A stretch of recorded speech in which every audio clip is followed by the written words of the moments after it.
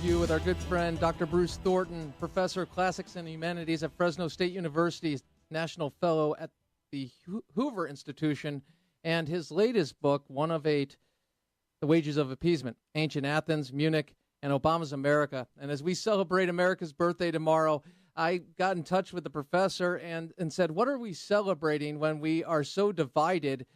We're not equal under law according to those that would like race and other things to actually be weighed in the sense of the law applying to one group or another. And we certainly saw that last week with the Supreme Court decision and taking out a piece of a relic that has been described as the Voting Rights Act. And why this all matters?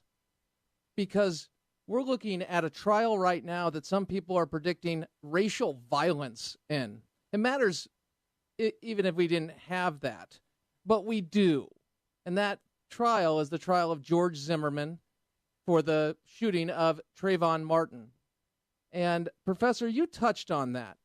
And I think, before we get right to that trial, let's set the stage again to where we are with identity politics, basing support and reaching out by politicians specifically to a specific group based on ethnicity and now even sexual behavior. And this goes to Cornel West, Race Matters author, professor at Princeton, and his comment on the Tavis Smiley show, where he says President Obama, the election of President Obama, ironically has put blacks in the back.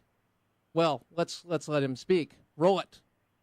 Living in an age where we black folk are just being pushed to the back of the bus in terms of our visibility of our suffering, in terms of the intensity of our exclusion, especially our poor black youth, especially with the new Jim Crow and so on. And we have to be honest about that. Again, this has something to do, of course, with what history books will say, the irony of the age of Obama in which black folk found themselves pushed to the back, our gay brothers and lesbian sisters more and more pushed to the center. All right, so tell me something, Professor. Isn't this inevitable in identity politics when somebody identifies themselves as race or now what we have with sexual behavior? Well, of course. I mean, identity politics, whether practiced by Cornel West or anybody else, it's about power, number one. It's power. So you say, well, what is power? Power is getting the institutions of government or other groups to act the way you want them to act. And so in that sense, it's been very, very successful. The problem is, though, that it's a zero-sum game. So necessarily all these groups are going to have to compete against one another, and their gains are going to have to come at one of the other's expense.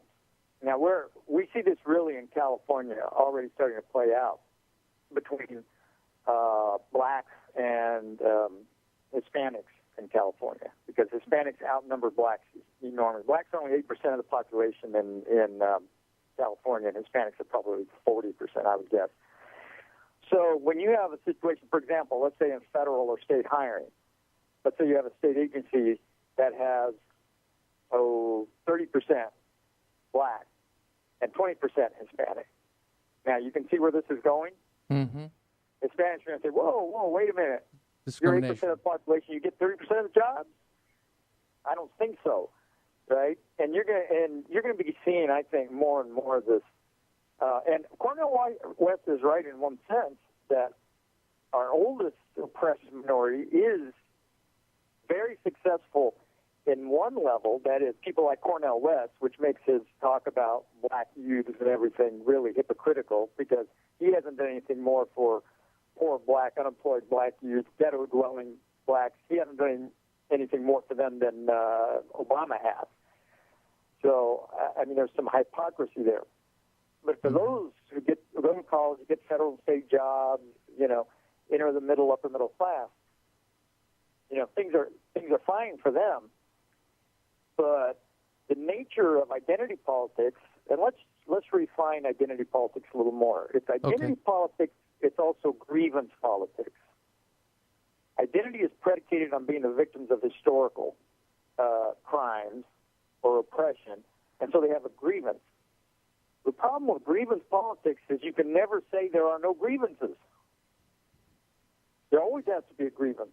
And if there is no grievance, then they'll invent a grievance, or they'll interpret some event as a grievance.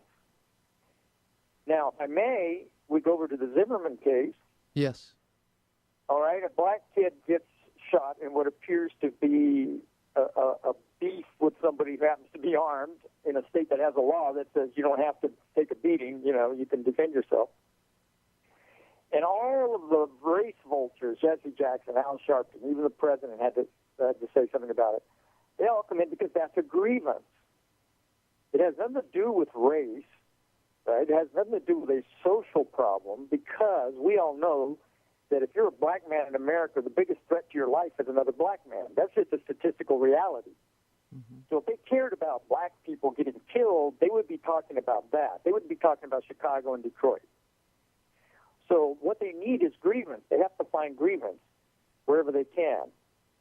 Or, as Cornel West did in your clip, he brings up Jim Crow. Jim Crow's been gone for, going on 60 years now. You're getting now fewer and fewer blacks who lived under Jim Crow. They're all elderly. You're going to be in a few years, you're not going to have any blacks who ever lived under Jim Crow. Don't know anything about what Jim Crow is about. Or, for that matter, slavery. But they will continue to bring that up because that's the grievance. If it has no connection to reality or the social problems of blacks today, such as high unemployment among black youth, that doesn't matter, because their power and privilege, their political clout, economic clout in some sense, is dependent on that grievance. So this is the mess you get into when you institutionalize identity/grievance politics. It sets up a zero-sum conflict. It divides society. The unum that we wanted to create out of the pluribus, that begins to disappear. And you have just a whole series of competing subgroups with nothing really to join them together into a people, other than the fact that they use the same currency or they all watch the Super Bowl or whatever. How do you get beyond this and get elected when you have an environment that the mainstream media will fabricate, distort, and go with the line because they're liberals in the today's sense, and government is looked at as the great equalizer, and that's why the grievance works for them, because they can pay back in some capacity. It's always about the payback. So exactly. how do you get beyond this? Because there are so many people in the audience that sit back, and I talk about the Jerry Springer show a lot, probably ad nauseum. But the point I make on this is the vast majority of us can't stand racism. We totally reject it, and that's why it's an effective tool to divide us, because it's so sinister. It's such a smear. How do we get beyond it, Professor? Well, I'll tell you how we're going to get beyond it, and I'll quote Margaret Thatcher. Remember what she said about socialism? It works until you run out of other people's money. Yes. We can afford it right now. We can afford the payback in the terms of set-aside, in terms of special rules for minority contractors who get state jobs ahead of other people, positions in universities, welfare, all of that, which is all part of the big machine of payback for, grievance. But there's not going to be any money to do that in the long run. And then you're going to start getting, conflict, political conflict over that. The other thing that's going to, I think, eventually going to bring it into it, not bring it into it, I shouldn't say that, but is going to maybe force a pullback on it, is if the Hispanic population grows as it is projected to, if it becomes a greater and greater part. I want to tell you something, living in California my whole life, living in rural California amidst poverty and in a non-white region area, maybe whites were 20% of where I grew up, so I'm speaking from experience. There's no love lost, particularly between blacks and Mexicans. I'll tell you that right now. And that's a fact. So there's not going to be some grand coalition and alliance of the non-white minorities together to protect their position against, a dwindling white majority. That's not the way it's going to work. It's already happening in California. You can just visit any prison in California and see the racial divide in it. So that's also going to be something that either makes it worse or gets people to, rethink this whole bad idea and go back to the founders' vision. And the fact is, the enforcement mechanism for it, you're saying, is going to go broke, and the divisions, when we go down that line of racial groups that would be divided based on that, is too divided to say, hey, we're all going to come together. Right. So then it becomes more about the ideas, and without the overreach of the federal government, well, federalism can work and people can abandon the places like California, quite frankly. And I have a brother who lives out there. I love him, and my nieces. Don't get me wrong, and my sister-in-law, and you, buddy. But I got to tell you, that's what our founders talked about, didn't they? Didn't they understand that when they designed the system so that people could move and not be over the overarching federal government, because that ends pretty much their liberty if the federal government gets too much power. Well, I think that's a great point. And federalism here is one of the keys. In the old description of the original colonies, islands of intolerance in a sea of tolerance.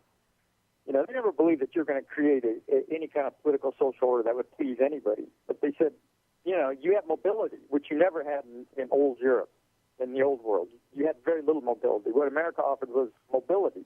Like the Congregationalist church dominating Massachusetts and taking money from you, then you could move, you could leave. And people are going to exercise that right. They are, as you point out, they already are. And you can see, given, at least for now, the success of the red state model and the collapse of the blue state model, that is California, Illinois, New York, Massachusetts, etc., that could be something that also starts to work a change in this. But again, I always think that when people start feeling the effects of bad policies in their wallets, that's the main thing that people confront in their lives. They've got to make a living. They want to support their families. They want a certain kind of life. When you can afford certain things, you say, this sounds hinky, but all right, I can live with it. But when they get to the point where it really starts hitting them hard, then I think you'll see a backlash. And then we get the war of ideas that we need. Professor Bruce Thornton, I could talk to you. You've seen my emails. Thank you, my friend. Have a great 4th of July. Take care, brother. Hey. Yes, sir. AFR Talk. This is